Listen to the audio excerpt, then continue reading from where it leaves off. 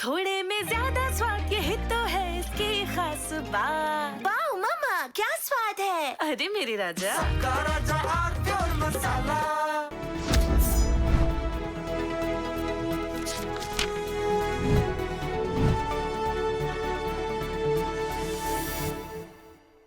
नमस्कार। क्या नरेंद्र मोदी जेन जी वाली पीढ़ी को राजनीति की मुख्य धारा में ला सकते हैं, सत्ता और संगठन दोनों स्तरों पर? क्या आने वाले समय में जेन जी पीढ़ी के नौजवान भारतीय जनता पार्टी के द्वारा राज्यसभा में भेजे जा सकते हैं, केंद्र में मंत्री बनाए जा सकते हैं, राष्ट्रीय कार्यकारिणी राष्ट्रीय पदाधिकारियों की टीम में शामिल हो सकते हैं, भाजपा के राष्ट्रीय सचिव, महासचिव, उपाध्यक्ष बनाए जा सकते हैं? क्या राज्यों में भारतीय जनता पार्टी जेन जी को इसी तरह सत्ता और संगठन में प्रतिनिधित्व देगी? और जिन राज्यों में चुनाव होना है, जैसे उदाहरण के लिए उत्तर प्रदेश, उत्तराखंड,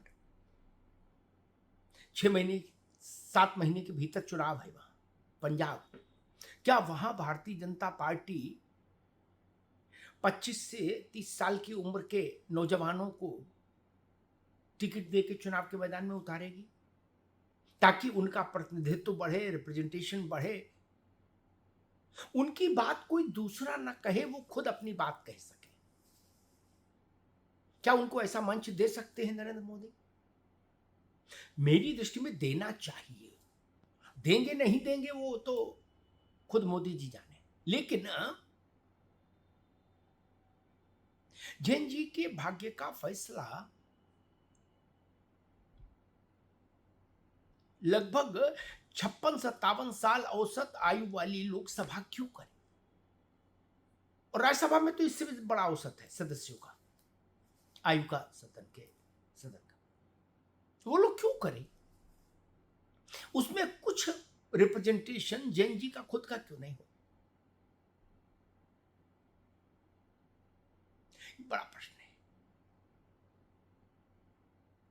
अब जंतर मंतर से जो एक नई लहर सी पैदा हुई है, एक क्षण के लिए छोड़ दीजिए उस आंदोलन में हिंसा कैसे हुई, उस आंदोलन के पीछे एंटी नेशनल लोग थे, एंटी सोशल लोग थे, वो सब एक कहानी एक तरफ रखिए थोड़े समय के लिए। अगर आप सिर्फ ये देखें कि जंतर मंतर पर जो हुआ वो क्यों हुआ, कैसे हुआ, तो ये बात समझ में आती है कि जेन जी जागृत हो गई है पीढ़ी। केवल दिल्ली में नहीं, छोटे छोटे बी और सी श्रेणी के शहरों में, और केवल जेन जी नहीं, जेन अल्फा पीढ़ी जो है, जेन जी के बाद की भी पीढ़ी, वो भी जागृत हो गई है। 15 साल, 16 साल, 18 साल, 12 साल उम्र के स्कूल के बच्चे अनशन करना सीख गए हैं, अनशन कर रहे हैं।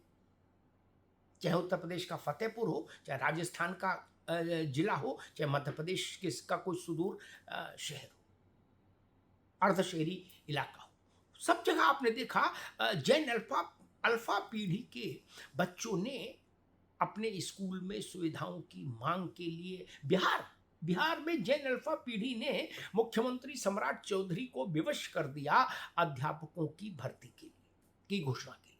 सोच सकते हैं आप कभी, जिस भर्ती की घोषणा के लिए सरकारों को बड़े बड़े आंदोलन, बड़े बड़े बवाल मजबूर नहीं कर पाते थे, उसको इस बदली हुई फिजा में बिहार के मुख्यमंत्री सम्राट चौधरी को बाध्य और विवश कर दिया जैन अल्फा पीढ़ी के बच्चों ने, क्योंकि समझ में आ गया अगर देर करेंगे तो नुकसान बड़ा हो जाएगा, फिर उसकी भरपाई भी नहीं होगी। इसीलिए मैं कह रहा हूं, मैं एक बड़ा सवाल लेकर आया हूं। क्या ऐसा हो सकता है कि नरेंद्र मोदी इस देश की राजनीति की दशा और दिशा दोनों बदल दें? बदलना चाहिए। केवल जैन जी के नाम वीडियो से भी काम नहीं चलेगा। वीडियो से क्या होगा? और सोशल मीडिया से भी जैन जी को आप संतुष्ट नहीं कर सकते कि दिन में चार छह एक्स पर पोस्ट खड़खड़ा दें, उससे कोई काम हो जाए। नहीं, पोस्टें आती जाती हैं। व्यवहारिक रूप से जमीन पर हम जैन जी को कहां साथ लेके चल सकते हैं, उसकी दशा क्या है, उसकी दिशा क्या है, उसको खोजा जाना चाहिए। और जैन जी भी वही चाहेगी कि उसकी से हो, उसका प्रतिनिधित्व हो। एक और बात कहते हैं, आपने इस जंतर मंतर आंदोलन के दौरान देखा होगा कि भारतीय जनता पार्टी के कई नेताओं के, सांसदों के, मंत्रियों के परिवार के बच्चे भी इस आंदोलन के समर्थन में और भाजपा की केंद्र की सरकार के विरोध में अपना स्वर सोशल मीडिया पर मुखर कर रहे थे। मैं नाम नहीं लूंगा यहाँ। कहा गया था वो मंत्री, विधायक, सांसद अब डर रहे हैं कि पार्टी कहीं हमारे बारे में बुरा ना माने, कि हमारे बच्चे हमारी नहीं मान रहे। ठीक है, बच्चे हैं, बच्चों को अपनी अभिव्यक्ति की आज़ादी हासिल है। जरूरी नहीं कि वो पिता की चश्मे से दुनिया को देखें। ठीक है, कोई पाप नहीं, कोई अपराध नहीं। लेकिन क्या भारतीय जनता पार्टी की लीडरशिप को ये नहीं सोचना चाहिए कि हमारे जो नेता, सांसद, विधायक, वरिष्ठ नेता, कनिष्ठ नेता, वर्तमान नेता, भविष्य के नेता, जो बड़े बड़े लोग जो खादी के कुर्ते में नींबू काट कलफ लगाए घूम रहे हैं और वैभव भोग रहे हैं, अखंड कुबेर का वैभव जिनके पास इकट्ठा हो गया है, ऐसे तमाम जो लोग जो अपने परिवार के जैन जीज को नहीं समझा पाए, अपनी बात से सहमत नहीं करा पाए, मोदी सरकार की नीतियों से अपने परिवार को सहमत नहीं करा पाए, भारतीय जनता पार्टी की नीति और नीयत से अपने परिवार के बच्चों को सहमत नहीं करा पाए, वो लोग पड़ोसी के बच्चों को कैसे सहमत करा लेंगे? शहर और जिले और राज्य के बच्चों को कैसे सहमत करा लेंगे? और देश के बच्चों को कैसे सहमत करा लेंगे? बता दीजिए।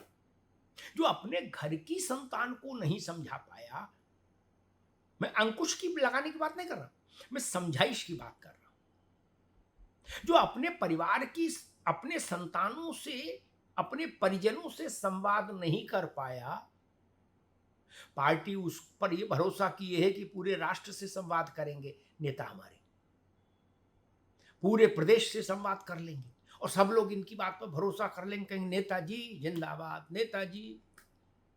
किस दिवा स्वप्न में मृग मरीचिका में घूम रहे हो भाई? आपका जो सांसद अपने बच्चे को, अपनी बिटिया को नहीं समझा पाया, अपने बेटे को नहीं समझा पाया, वो देश को समझा लेगा ना? कतई नहीं। इस मृग मरीचिका से जितना जल्दी हो बाहर आ जाओ भैया। आज सावन का पहला सोमवार है, आज शुभ दिन है, आज और अभी इस दिवा स्वप्न से बाहर आ जाइए। ऐसे नेताओं के वश का कुछ नहीं। जो अपने परिवार को नहीं समझा पाए, वो देश और राष्ट्र को क्या समझाएंगे? अगर उनके समझाने की शक्ति इतनी प्रभावशाली होती, प्रभावकारी होती, तो उसका इस्तेमाल अपने परिवार पर नहीं कर पाए। ये जान लीजिए, ये मान लीजिए। इसीलिए मैं कह रहा हूं कि सबसे बड़ी चीज ये कि क्या नरेंद्र मोदी जैन जी के लिए भारतीय जनता पार्टी के केंद्रीय संगठन के दरवाजे और अपने मंत्रिमंडल के दरवाजे खोलेंगे? क्या वो राज्यसभा में जाएं, जैन जी के उम्र की पीढ़ी के कुछ लोगों को भेजेंगे? और क्या वो ऐसा ही राज्यों में जहां उनकी सरकारें हैं वहां करने के लिए कहेंगे? और जहां सरकारें नहीं हैं वहां संगठन में और विधानसभा में, विधान परिषद में क्या जैन जी के उम्र के बच्चों को भेजने का सिलसिला भारत की राजनीति में शुरू होगा? क्या भारत के राजनीतिक आकाश पर कोई नया सूर्योदय हो सकता है? ताकि उस पीढ़ी के रिप्रेजेंटेटिव प्रतिनिधि खुद फैसला लेने वाली बैठकों में शामिल हो सके, खुद नीतियां बनाने वाले मंचों पर उपस्थित हो सके, उन्हें वकील की जरूरत नहीं पड़े, वो अपना मुकदमा केंद्र सरकार में, राज्यों की सरकारों में, विधानसभा में, लोकसभा में, राज्यसभा में खुद लड़ सके। क्या ऐसा करने को भारतीय जनता पार्टी तैयार है? और अगर तैयार है तो शुभस्य शीघ्रम करना चाहिए, बड़ी बात होगी देश के लिए, समाज के लिए। धन्यवाद।